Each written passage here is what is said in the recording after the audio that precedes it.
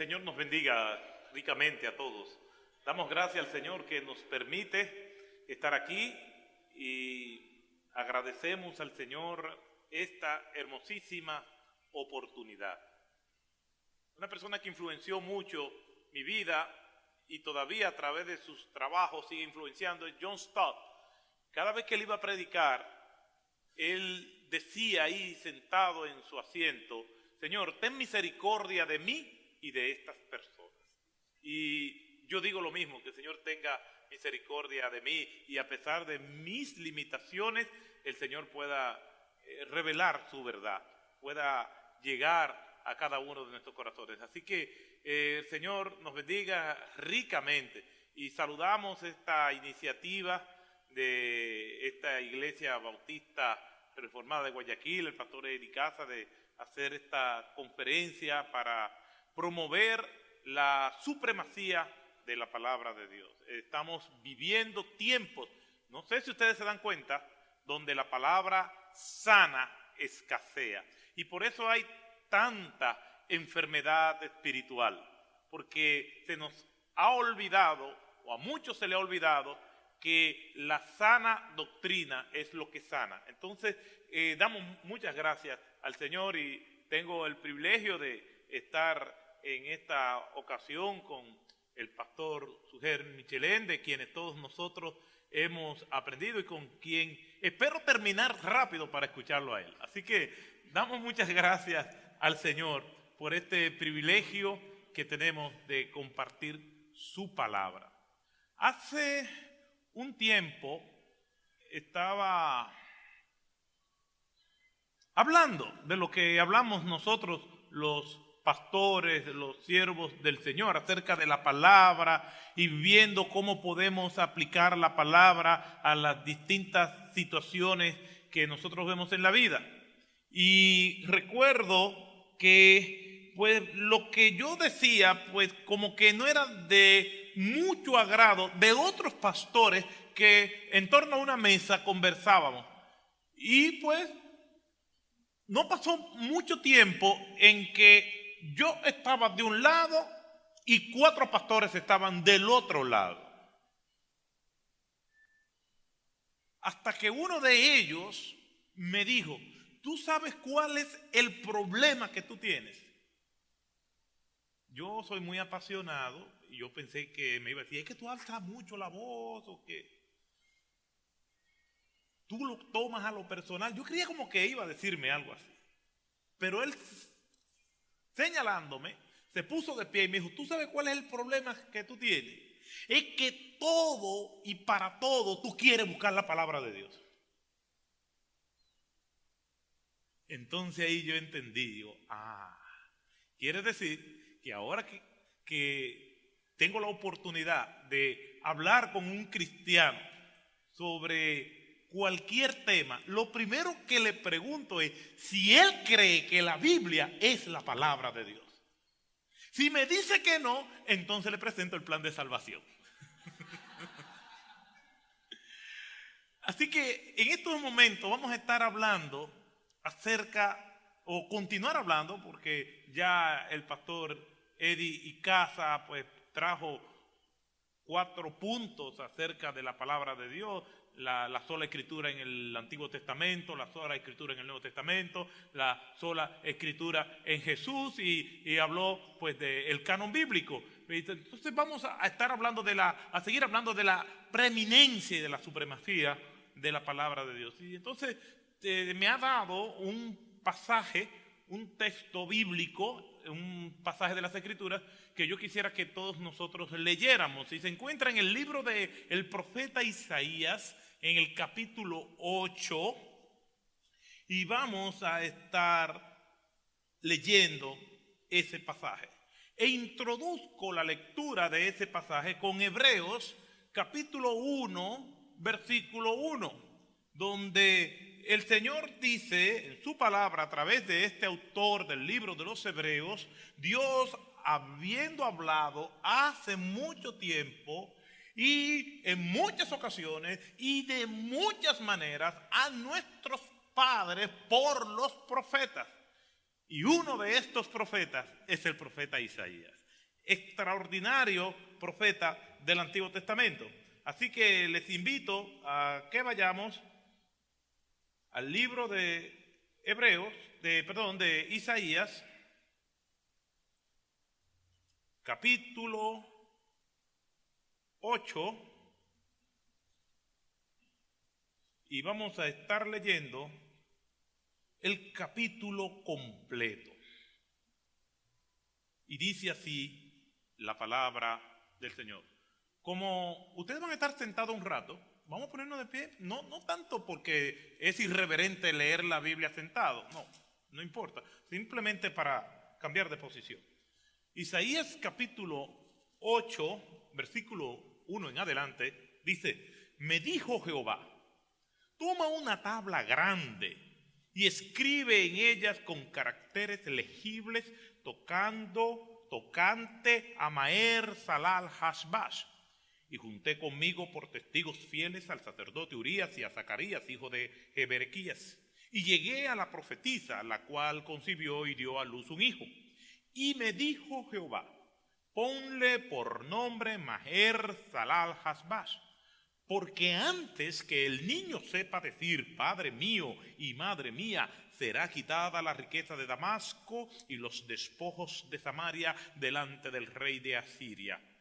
Otra vez volvió Jehová a hablarme diciendo, por cuanto desechó este pueblo las aguas de Siloé, que corren mansamente, y se regocijó con Rezín y con el hijo de Remalías. He aquí, por tanto, que el Señor hace subir sobre ellos aguas de ríos, impetuosas y muchas.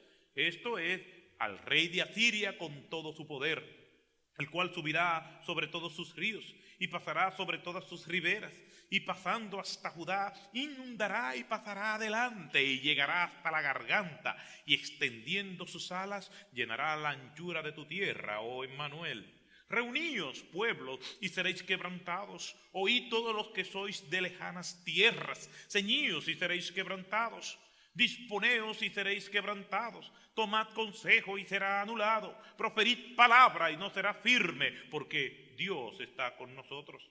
Porque Jehová me dijo de esta manera con mano fuerte, y me enseñó que no caminase por el camino de este pueblo, diciendo, no llaméis conspiración a todas las cosas que este pueblo llama conspiración, ni temáis lo que ellos temen, ni tengáis miedo.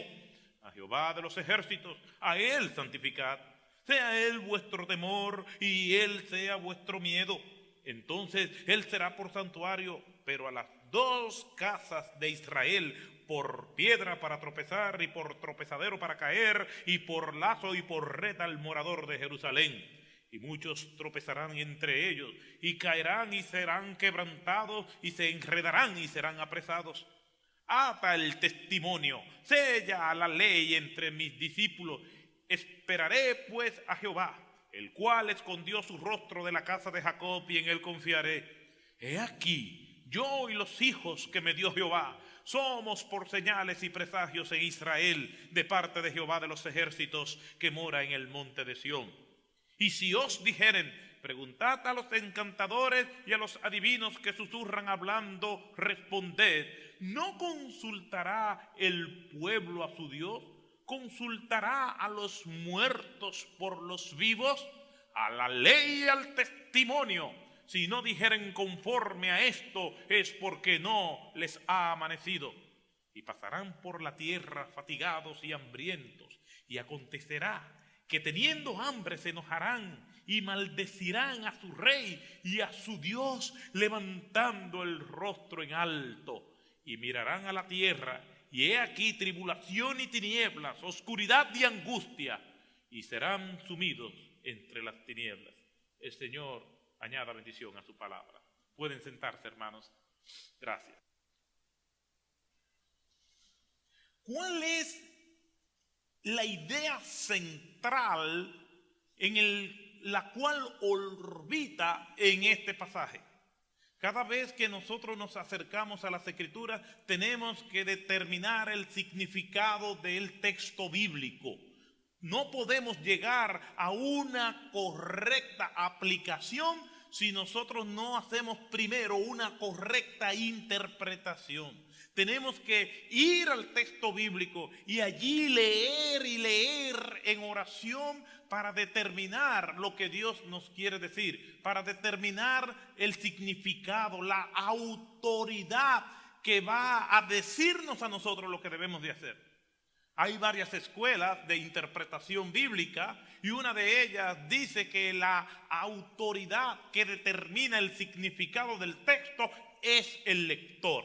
Que es el lector el que va a descubrir y según su propia experiencia, su propia capacidad interpretativa, él da a determinar lo que el texto quiere decir. No hay nada más falaz y engañador que esto. No puede ser el lector el que determine el significado del texto. ¿Cómo vamos a decir que un hombre falible, cargado de prejuicios y de pecado, va a determinar lo que la santa palabra de Dios dice? Ese ha sido uno de los problemas que hemos tenido a través de la historia. Que hombres cargados de prejuicios, de pecado, de limitaciones, y aún hombres con buenas intenciones han fallado porque ellos han determinado el significado del texto. Otros con mejores intenciones, otra escuela dice, no es el hombre, y ahí estamos de acuerdo, pero fallan porque dicen que es el texto mismo quien determina su significado. Eso parece ser muy correcto y de hecho muchos creyentes entienden que es el texto el que determina su significado. Pero el texto es inanimado. El texto es simplemente caracteres puestos unos al lado del otro. Nosotros no podemos venir y que el texto nos diga, porque el determinar que el texto es quien me da el significado está un poco en alianza con que el individuo también es que pone el significado. Entonces, si no soy yo como lector el que determina el significado del texto, ni es el texto mismo, ¿quién es? El autor del texto. Él es quien determina quién o qué es lo que significa lo que él quiso decir. Hace algunos años, en una universidad en Puerto Rico, estábamos participando porque había una semana, en la semana de la Reforma Protestante, y se estaban dando conferencias sobre la historia de la iglesia. Y uno de los expositores estaba exponiendo a partir de uno de los escritos de Justo González sobre historia de la iglesia, específicamente en el período de los anabatistas. Después de su conferencia hubo un tiempo de preguntas, de respuestas, de comentarios, y un hermano levanta su mano y le dice: yo estoy totalmente de acuerdo con todo lo que usted ha dicho, excepto por algo. Y entonces el expositor le dice: sí, dígame. Entonces le corrigió simplemente algo y el expositor dijo: bueno, muchas gracias, yo no lo había visto así, pero eso yo lo leí en un libro de Justo González. Y dijo: no, Justo González no dijo eso, yo soy Justo González. Y todos nos miramos y efectivamente Justo González estaba escuchando una conferencia sobre algo que él había escrito. Cada vez que nos acercamos al texto y después nos atrevemos a hablar de él, tenemos que imaginarnos que el autor está ahí sentado, o que está haciendo algún tipo de mueca con su cabeza, o está sintiendo: sí, eso es lo que yo quise decir. Y cuando hacemos ese ejercicio, entonces vamos a descubrir verdades que verdaderamente vamos a aplicar a nuestra vida y van a ser de bendición, sin temor a errar en lo que el autor quiso decir. Por eso cuando nos vamos a este texto, nosotros vemos algo que es insistente en este capítulo 8, que me lleva a mí a la conclusión de decir, verdaderamente Isaías está tratando de enfatizar algo. En este capítulo 8 nosotros vemos que lo que Isaías está apelando es en lo que Jehová ha dicho, en la palabra de Dios, en lo que Dios les reveló, el elevar la supremacía de lo que Dios ha dicho en un pueblo que estaba sumergido en el pecado. Cuando nosotros vamos aquí a este capítulo 8 del libro de Isaías, vemos cómo retumba y cómo recurrente es el discurso de Isaías con lo mismo. En el versículo 3 dice, y me dijo Jehová. En el versículo 5 dice, otra vez volvió Jehová a hablarme. En el versículo 11 dice, porque Jehová me dijo. Ahí está constantemente diciendo Isaías que lo que él está diciendo es lo que Dios le dijo. Isaías no está viniendo con fábulas y con historias. Y este libro de Isaías es un libro que junto con el libro de Deuteronomio son los libros que más copias originales, más de 400 copias cada uno tiene. Es el libro que más copias originales tiene. El libro de Isaías es un libro que maravilloso porque en las cuevas de Qumran frente al Mar Muerto, en los años 40 se pudo encontrar una copia intacta y completa del libro de Isaías. Maravilloso. Su estilo, su depuración, su precisión, adornado con aquel maravilloso título del profeta mesiánico.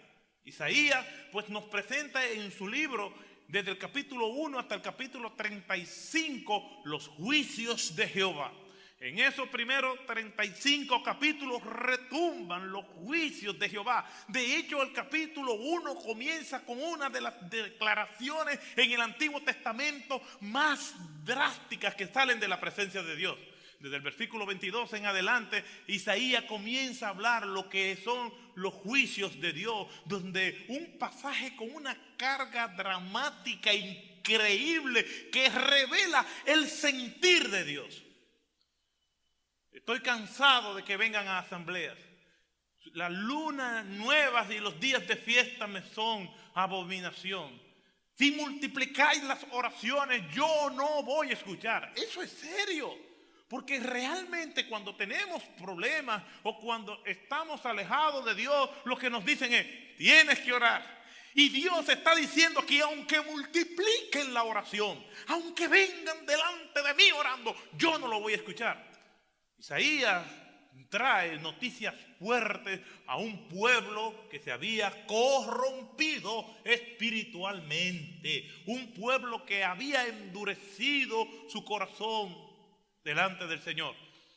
Los capítulos 36 al 39 hay un intervalo histórico y del capítulo 40 al capítulo 66 entonces nos presenta la consolación, porque así es Dios. En medio del juicio, en medio de la severidad de su disciplina, siempre florece la esperanza. Ese es el Señor que nosotros tenemos. Como dice el salmista, no dejará Jehová al justo caído para siempre. Isaías nos presenta este capítulo 8 como una serie de discursos, de profecías que él viene dando. En el capítulo 7 le habla al rey, aquí en el capítulo 8 le habla al pueblo, pero no solamente le habla al pueblo, sino que ahora expande sus oráculos a todas las naciones para saber y para comprobar si aún en las naciones pueden haber corazones sensibles que los hijos de Israel no tienen. Y aquí en este pasaje entonces nosotros podemos encontrar algunas esperanzas, algunas advertencias, algunas lecciones que nosotros debemos aplicar a nuestra vida. Y de eso entonces es que nosotros vamos a estar compartiendo. ¿Qué es lo primero que yo veo en este pasaje? Partiendo de que podemos llamar a este texto el profeta de la palabra de Dios. De hecho, todo verdadero profeta se caracteriza porque habla la palabra de Dios. No viene con cuentos, no viene con historias, no viene con experiencias personales.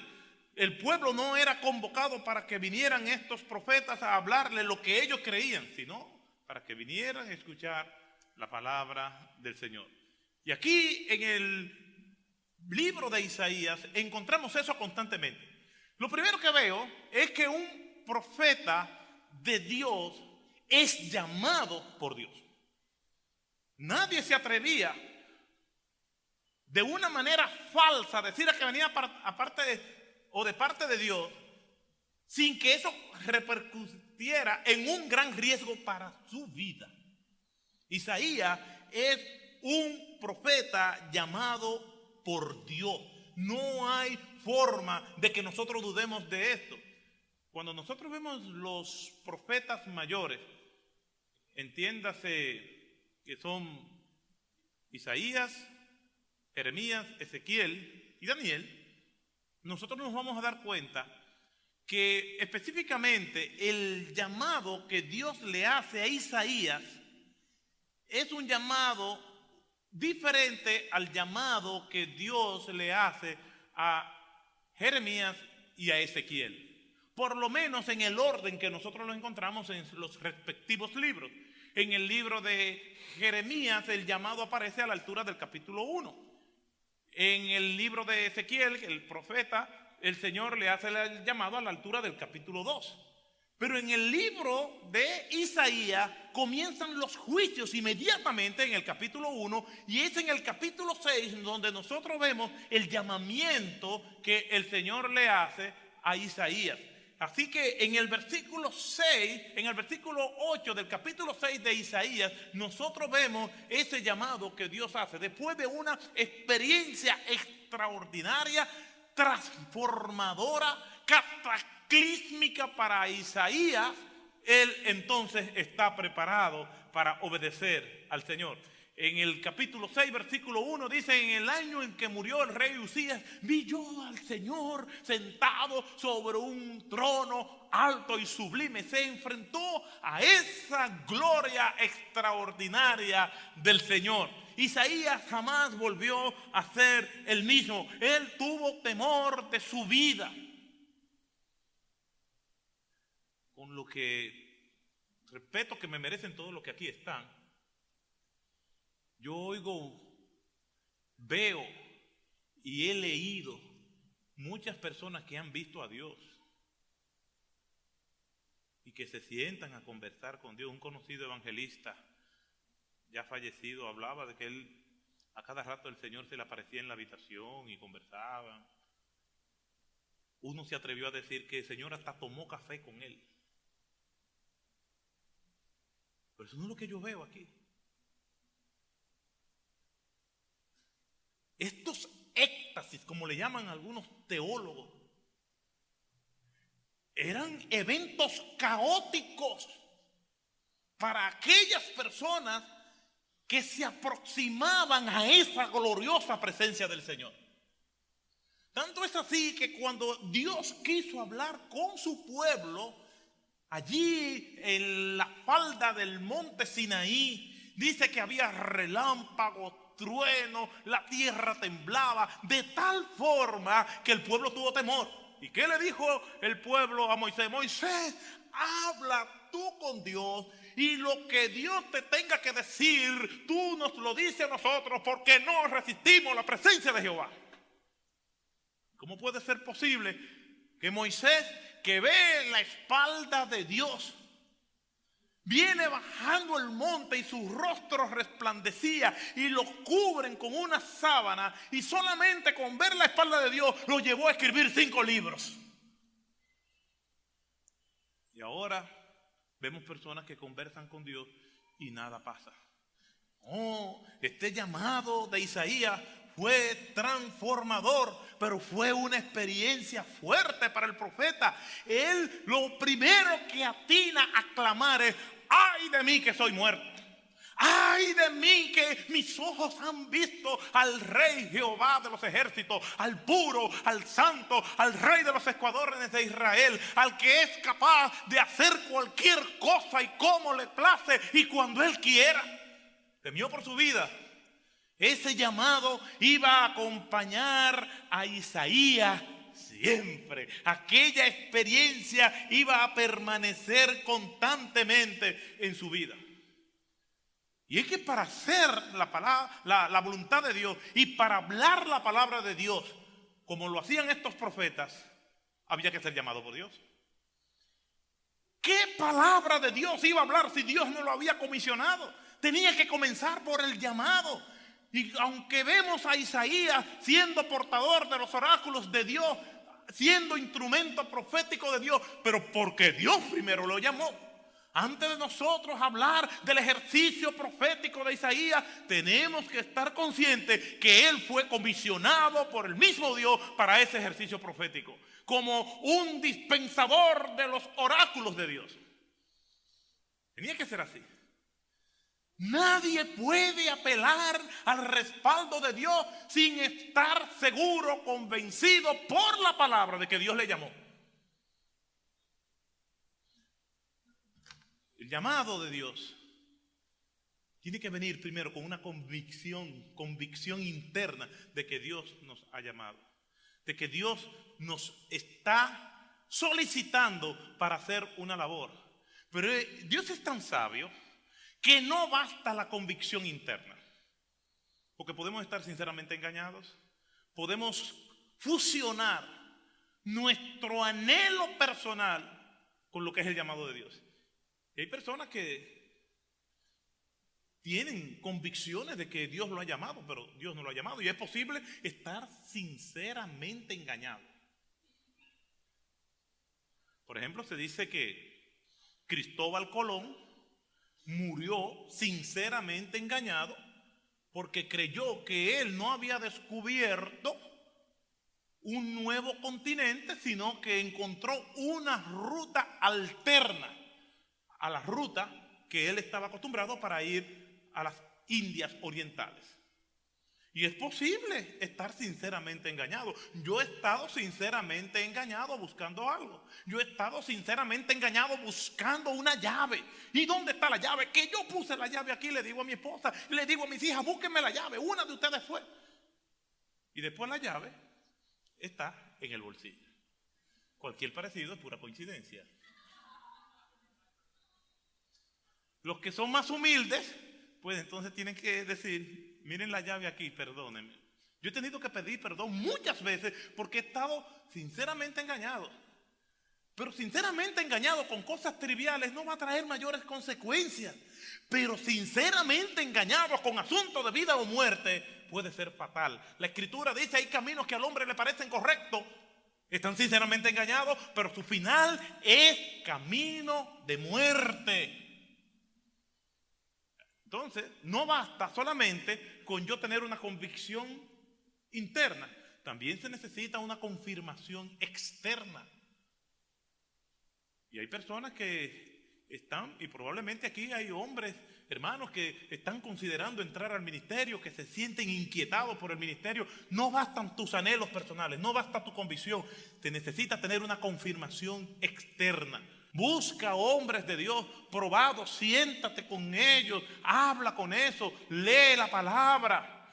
El responder al llamado no es simplemente un evento, es un proceso donde eres acompañado con personas ya probadas en el ministerio y estas personas te van a orientar. No se responde al llamado simplemente por lo que yo percibo, sino que se necesita ser acompañado. Usted me dirá, bueno, pastor, pero ¿y quién acompañó a Isaías? Él respondió al llamado. Sí, pero no es la misma manera de Dios obrar.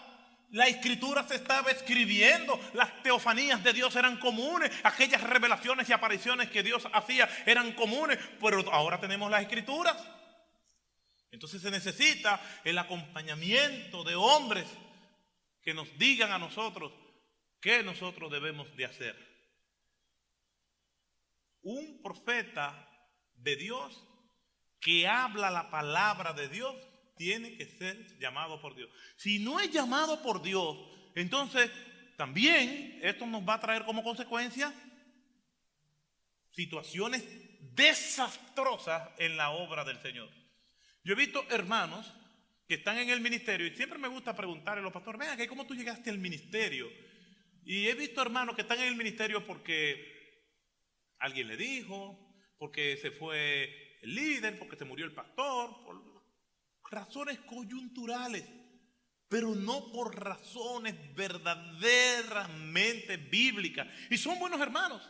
Y hay ministerios que no avanzan, y no hay ministerios que no prosperan, y hay ministerios donde el Señor no se está moviendo con poder de lo alto. ¿Por qué? Porque por buenas intenciones que esa persona tenga ahí, Dios no está comprometido a respaldarlo, porque solamente Dios va a respaldar a aquellos a quien Él ha llamado. Yo se lo voy a ilustrar de esta manera. Yo tenía una motocicleta con la cual estudié cuando fui estudiante universitario. Y siempre un compañero de estudio que estaba conmigo en mi misma carrera aprovechaba que teníamos una clase que terminaba a las 10 de la noche para que yo lo llevara a su casa porque él no tenía transportación.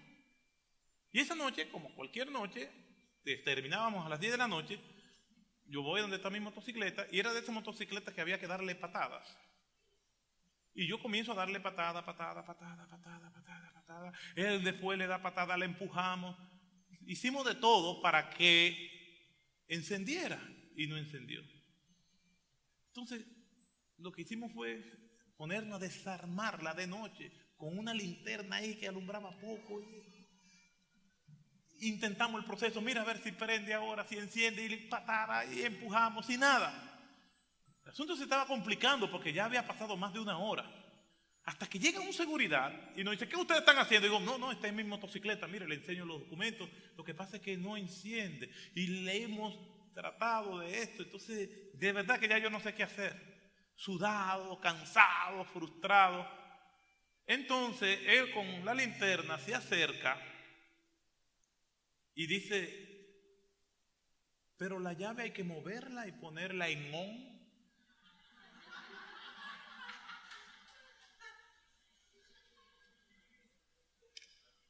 Compañeros de estudio y yo nos miramos, lo pusimos en on, le dimos una patada lenta, encendió. Es más, yo creo que antes de darle la patada ya estaba encendida la motocicleta.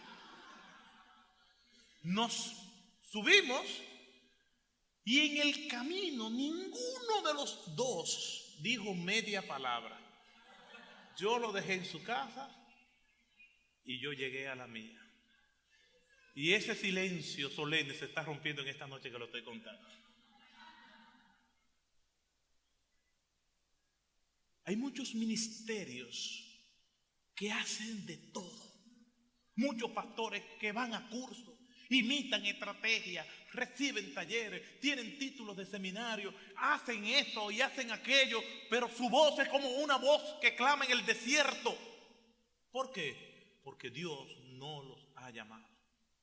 Tener convicción de que Dios nos ha llamado es vital en el ministerio, en cualquier labor que nosotros estemos haciendo para el Señor, porque cuando sabemos que Dios nos ha llamado, entonces apelamos al Dios de los cielos y entonces le decimos, Señor, tú me llamaste a esto, oh Señor, dirígeme, oh Señor, dame tu consejo, oh Señor, enséñame tu voluntad, oh Señor, muéstrame tu camino. De repente el Salmo 25:14 cobra una fuerza extraordinaria. La comunión íntima de Jehová es a los que le temen, a los que le siguen, a los que Él ha llamado, y a ellos Él les revelará sus secretos. Dios no mostrará sus secretos a personas que no han sido llamadas por Él en lo que Él quiere que sean. Isaías es una persona llamada por Dios. Hay personas que no han sido llamadas por Dios y están insistiendo. Y hay personas que han sido llamadas por Dios y se están resistiendo. ¿En cuál de los dos tú estás? Dios nos ha llamado para seguir en el ministerio. Llegarán momentos en el ministerio que serán difíciles, que serán desconcertantes. El ministerio solamente pueden permanecer y terminar bien aquellos que han sido llamados por Dios. Miren lo que dice Isaías en un momento de su ministerio, capítulo 49, versículo 4. Y yo dije, en vano he trabajado, en vanidad y en nada he gastado mis fuerzas. ¿No les recuerda esa expresión? Me temo que he trabajado en vano con ustedes. Hay momentos en el ministerio donde el equipaje ministerial luce demasiado pesado. Engaños, lágrimas, sudor, sangre. Según a los Corintios, capítulo 11, versículo 22 en adelante, nos habla de los sufrimientos del apóstol Pablo. Isaías entonces nos dice, en vano he trabajado y en vanidad y en nada he gastado mis fuerzas. Pero como él era llamado por Dios, él dice, pero mi derecho está en el Señor y mi recompensa con mi Dios. Cuando uno es llamado por Dios, uno sabe que el compromiso es con él y sigue adelante. Uno habla la palabra de Dios con valentía porque el Señor llamó. Como dice el profeta Ezequiel en el capítulo 2, en el llamamiento que el Señor le hace a Ezequiel. Ve y dile al pueblo mis palabras, dice Jehová el Señor. Escuchen o dejen de escuchar. Y te advierto, no te escucharán porque son casa rebelde. Ve y dile al pueblo mis palabras. Tenemos que hacer lo que Dios nos mandó. Nosotros queremos que haya buenos resultados. Pero la bondad de los resultados no lo determina a nosotros, sino el consejo de Dios, su soberanía. El Señor nos ha llamado a hablar su palabra, nos ha llamado a responder a lo que Él quiere que nosotros hagamos. Isaías es un profeta llamado a hablar la palabra de Dios. Lo segundo que yo veo aquí en este pasaje es que un profeta no solamente es llamado por Dios, sino que un profeta verdadero habla la palabra de Dios. Y ya eso nosotros lo vimos, versículo 1 del capítulo 8, y me dijo Dios. Versículo 3, y me dijo Dios. Versículo 11, y me dijo Dios. Y eso es un estribillo que nosotros vamos a encontrar en las Escrituras. Vino a mí palabra de Jehová, dice Jonás. Vino a mí palabra de Jehová, dicen los profetas. Vino a mí palabra de Jehová. Me dijo Dios, aparece en el libro de Isaías 8 veces. Aparece en el capítulo 8, versículo 1, en el versículo 3, en el versículo 11. Aparece en Isaías 18:4, en Isaías 31:4, en Isaías 36:10, en Isaías 37:6 y en Isaías 66:1. Y me dijo Dios. El profeta se caracteriza por decir la palabra de Dios. No es lo que él quiere, no es lo que su corazón humano le revela. Él está comprometido con lo que el Señor le ha dicho. La expresión vino a mí palabra de Jehová aparece unas 70 veces en los libros proféticos. Eso es algo extraordinario porque estos hombres estaban hablando la palabra de Dios. La expresión así dice el Señor aparece unas 110 veces en todas las Escrituras, principalmente en los libros proféticos, hablando de parte de Dios. Un predicador es llamado a hablar la palabra de Dios. Cuando nosotros vemos el mundo de hoy, estamos oyendo muchos cuentos. Dice la palabra, hablando de estos días en que nosotros estamos viviendo, que en los últimos tiempos las personas teniendo comezón de oír, apartarían su oído de la verdad y se volverían a los cuentos. ¿Y cuántos cuentos no se dicen? Hay cuentos que son para entretener a la gente, pero otros son muy peligrosos. Un conocido predicador de Centroamérica, hablando acerca de Simón el Mago, que todos conocemos como un perverso, como un impostor, que según el autor Lucas nos dice que desde el más pequeño hasta el más grande, Lucas, que conoció al apóstol Pablo, que es un autor inspirado, está diciendo que con sus artes mágicas tenía engañado a todo el mundo y se hacía pasar por un grande para provocar que todo el mundo dijera de él que era el gran poder de Dios. Y este conocido predicador dice que eso no es verdad, que Simón el Mago fue un hombre verdaderamente valioso para el Señor. y que tuvo más poder y más fe que Pedro. Porque Pedro le dijo, tu dinero perezca contigo. Y dice él, y Simón el mago no pereció. Al contrario, dice este hereje e impostor, Simón el mago es digno de imitar, porque Simón el mago estaba tan desesperado, según este individuo, por servir al Señor, que estaba dispuesto hasta a comprar un ministerio. Pero ya ustedes saben por dónde va el asunto. Entonces siguió hablando y al terminar dice, ¿tú quieres servir al Señor? Ven y ofrenda para que el Señor te dé un ministerio. Y la gente va, y la gente aporta, porque tienen comezón de oír. Es el perfil del ser humano de hoy en día, donde ya no se está predicando la cruz de Cristo, donde los cultos se han convertido en centros de entretenimiento, donde los púlpitos ya no son púlpitos, sino plataformas de stand-up comedy, donde aquí van para entretener a la gente, para que se le diga. Un conocido predicador de los Estados Unidos dice, no, yo no predico, yo no hablo de la palabra arrepentimiento, yo no hablo de la palabra pecado, yo no hablo de la palabra que hay que dejar las cosas malas. No, yo lo que soy un motivador.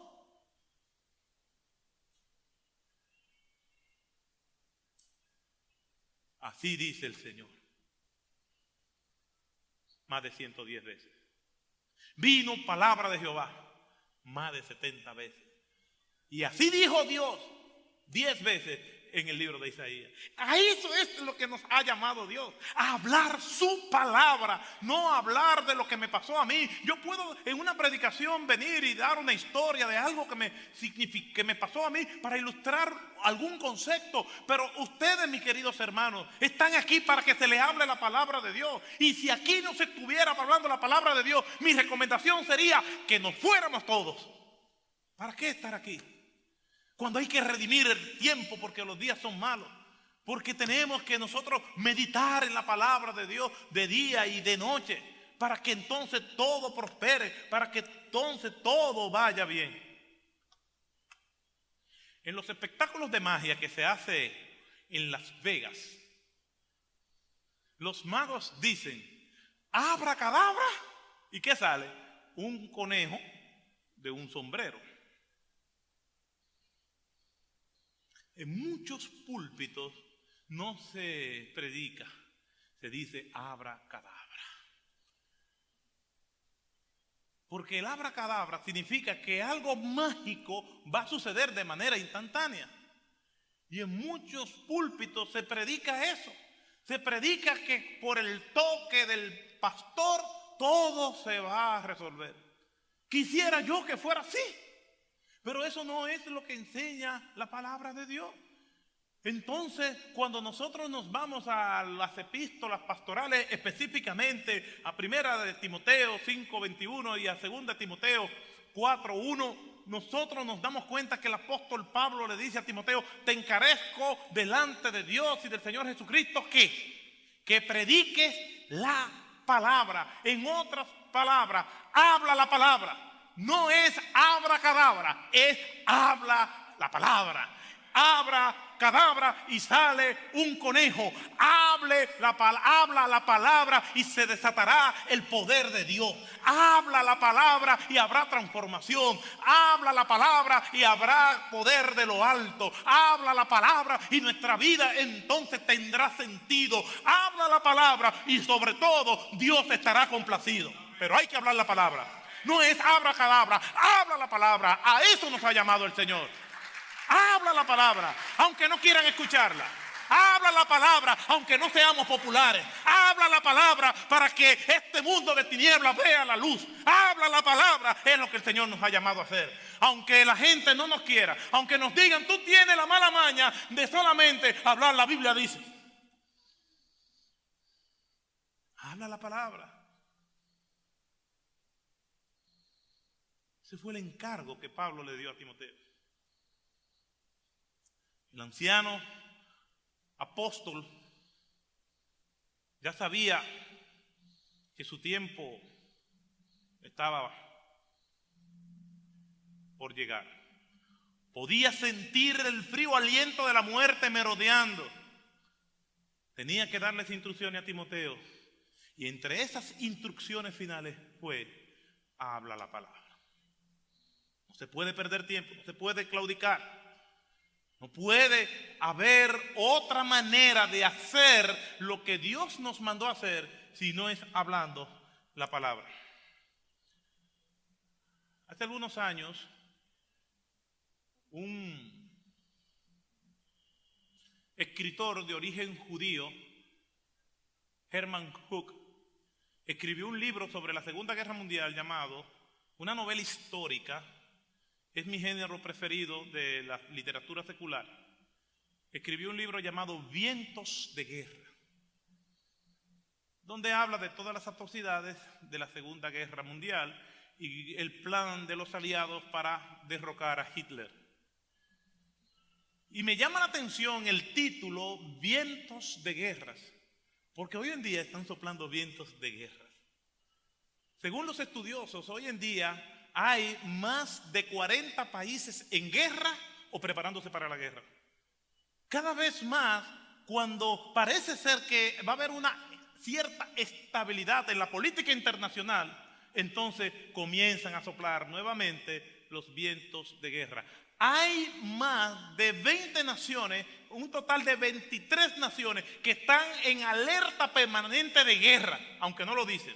Viven en alerta roja para en cualquier momento poner en marcha su armamento, su maquinaria bélica.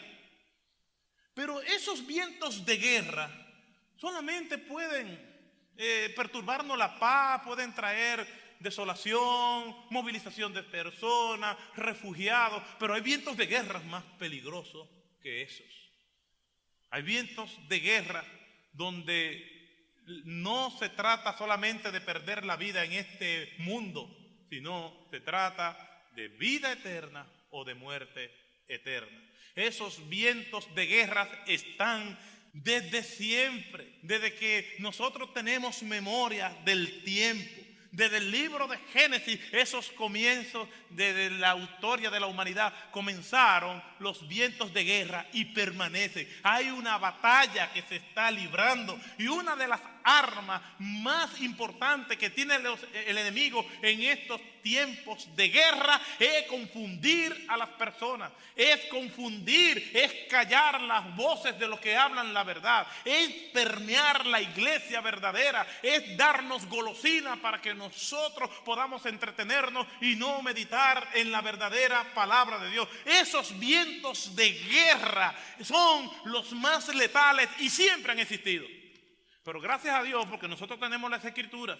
Gracias a Dios porque ellas nos dicen que nosotros no tenemos lucha contra sangre ni carne. No vamos a caer en la locura de la demoniología y en la paranoia de ver demonios en todo. Pero vuestro adversario, el diablo, anda como león rugiente buscando a quien devorar. De que tenemos una lucha contra nosotros mismos. De que nosotros estamos peleando contra el adversario, peleando contra nosotros para podernos mantener firmes en los caminos del Señor. Y como dice a Pablo, gracias a Dios por Jesucristo, que vino a morir, que vino a darnos vida y vida en abundancia, y que puede hacer que nosotros estemos aquí entendiendo su palabra para aplicarla a nuestra vida y para promover la verdad del evangelio a aquellos que no le conocen.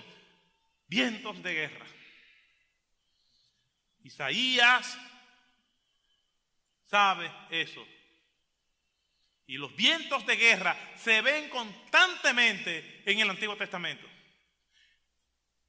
No hay un solo libro del Antiguo Testamento donde directa o indirectamente no se mencione los vientos de guerra. Quizás el libro del Cantar de los Cantares. Pero después todos nos hablan cómo hay maquinación y cómo nosotros nos vamos a defender. Nosotros vamos a defendernos cuando hablamos la palabra de Dios. Cuando nosotros nos vamos al libro de Efesios capítulo 6, que nos habla de la armadura del cristiano, todos estos aditamentos son defensivos. Y el único ofensivo es la palabra de Dios. ¿Queremos defendernos? Hablemos la palabra y vamos a defendernos. como dijo nuestro Señor Jesucristo, y hablando del pastor Icaza, haciendo alusión de cómo Cristo respondió a las tentaciones. Así dice la Escritura: escrito está, escrito está, escrito está. Vamos a vencer hablando la palabra del Señor. Isaías lo sabía. Aquí entonces en este pasaje nos encontramos con que un verdadero profeta es llamado por Dios. Un verdadero profeta habla la palabra de Dios. Miren lo que dice Jeremías, capítulo 23, versículos 28 y 29. Como si Jeremías viviera en estos días. Dice: el profeta que tenga un sueño, que cuente su sueño. Pero el que tenga mi palabra, que hable mi palabra con fidelidad. ¿Qué tiene que ver la paja con el grano? Declara el Señor. No es mi palabra como fuego, declara el Señor, y con martillo que desplaza la roca. El que tenga un sueño y el que quiera oír sueño, que diga su sueño. El que quiera oír cuentos, que siga los cuentos. Pero el que quiere escuchar palabra del Señor, que se enfrente a la experiencia transformadora de escuchar la palabra del Señor. Quizá no le vaya a gustar todo lo que la palabra de Dios diga, pero es lo que nos conviene.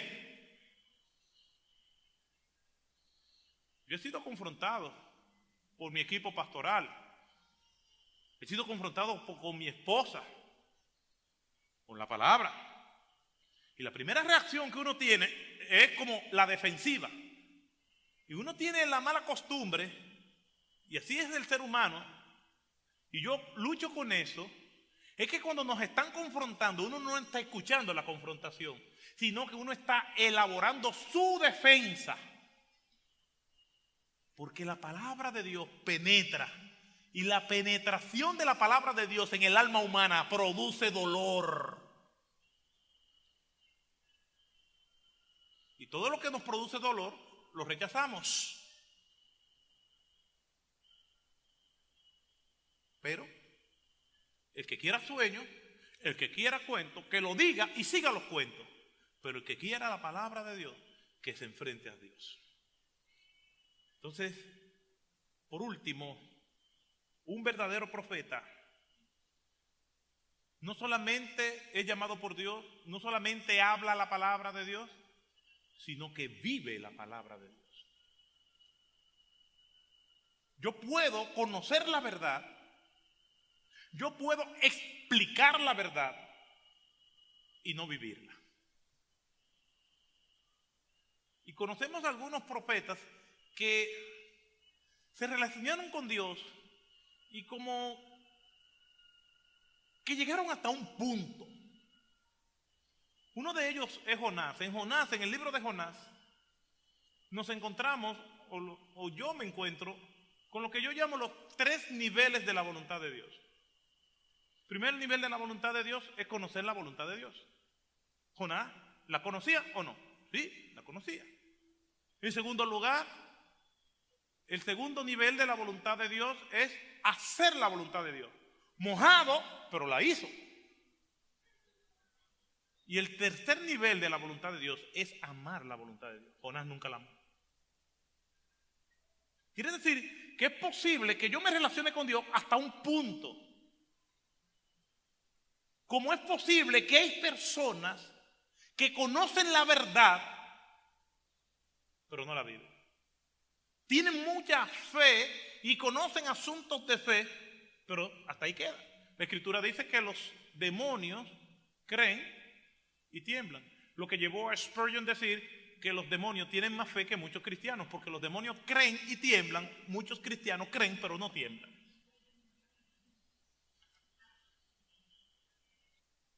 Jonás es un ejemplo, pero Isaías es todo lo contrario, porque Isaías es un ejemplo de alguien que no solamente habla la palabra de Dios, sino también que la vive. Miren lo que dice el capítulo 8, versículo 17. Aguardaré al Señor que esconde su rostro de la casa de Jacob. Sí, a Él esperaré. Se lo voy a decir en la Nueva Traducción Viviente, que me parece tan especial como lo dice. Yo esperaré al Señor que se ha apartado de los descendientes de Jacob, y yo en Él pondré mi esperanza.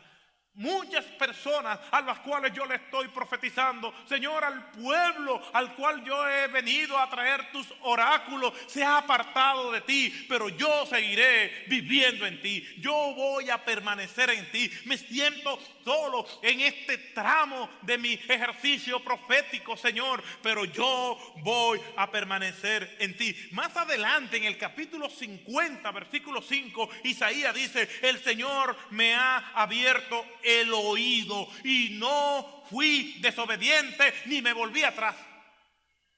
El profeta de Dios permanece en Dios, vive en Dios. No importa si son tiempos buenos, si son tiempos malos.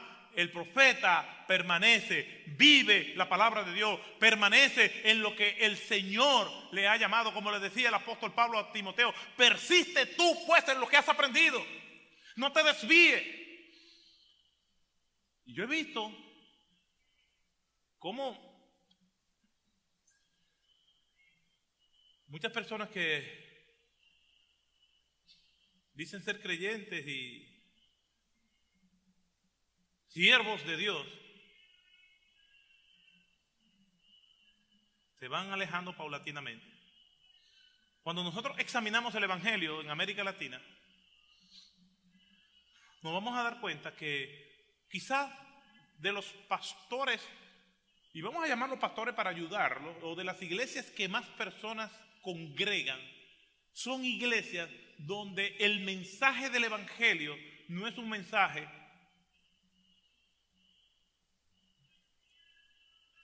que es congruente a las Escrituras. Albert Einstein dijo lo siguiente: examínate, porque si estás del lado de la mayoría, es posible que estés equivocado. Y muchas personas piensan que porque vemos congregaciones enormes, eso significa porque están bien.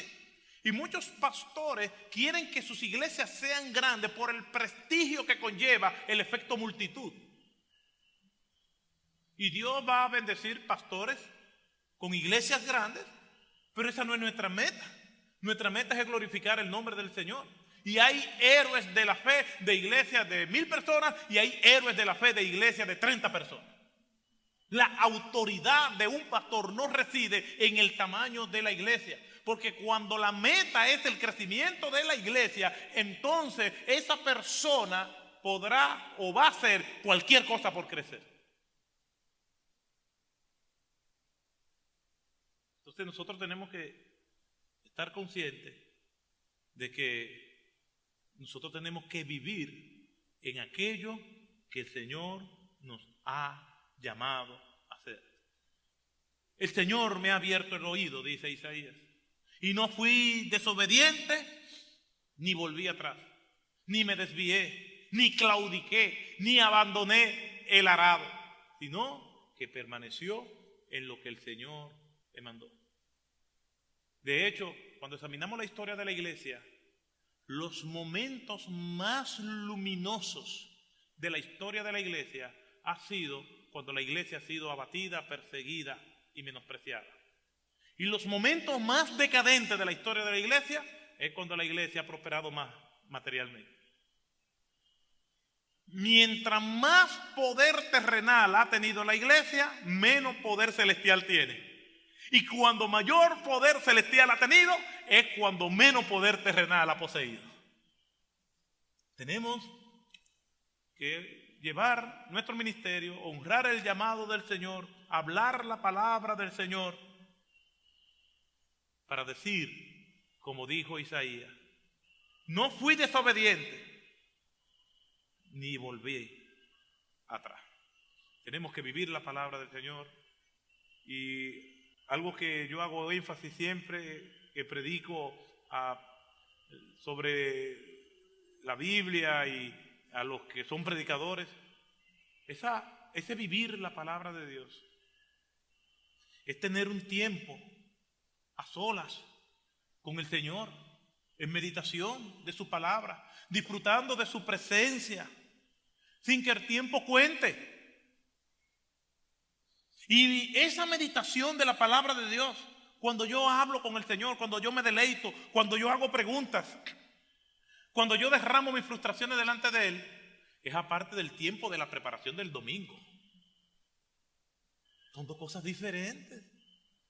Una cosa es la lectura de la palabra de Dios, donde ella me ministra simplemente para deleitarme en la presencia de Jehová, donde nada más me importa. Y otra cosa es la lectura de la palabra de Dios, donde me deleito en la presencia de Jehová para comunicar la verdad de Jehová. Entonces tenemos que tener dos agendas en la lectura de la palabra del Señor.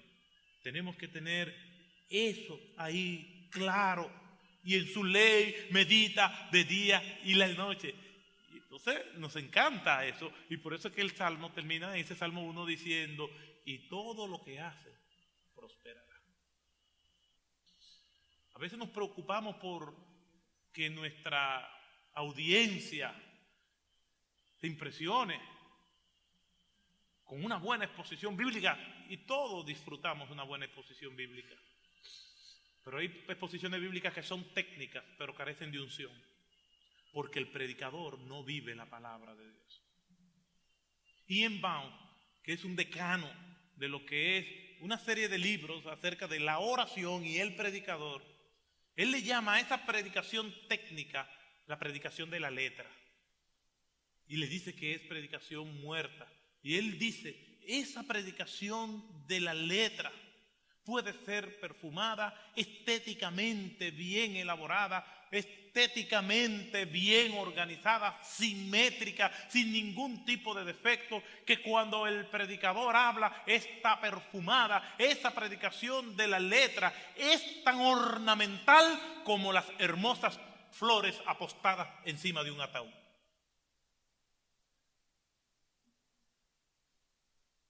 Para no hacer predicación de la letra, tenemos que vivir la palabra de Dios y vivir vidas santas. Y de esa vida santa y de esa vivencia con ese Dios creador es que nosotros debemos obstinarnos de forma tal que cuando nosotros hablemos, la gente no solamente se asombre de nuestra doctrina, sino que nos diga: habla como quien tiene autoridad. El predicador, el profeta, es llamado por Dios. Habla la palabra y vive la palabra.